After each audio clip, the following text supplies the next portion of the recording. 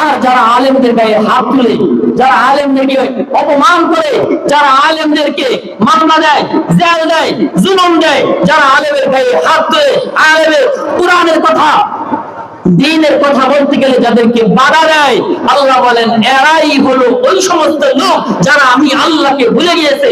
আর আমি আল্লাহকে ভুলে যাওয়ার কারণেই আজকে আমি আল্লাহ তাদের মধ্যে বিভিন্ন দলে, বিভিন্ন গ্রুপে বিভক্ত করে দিয়েছি।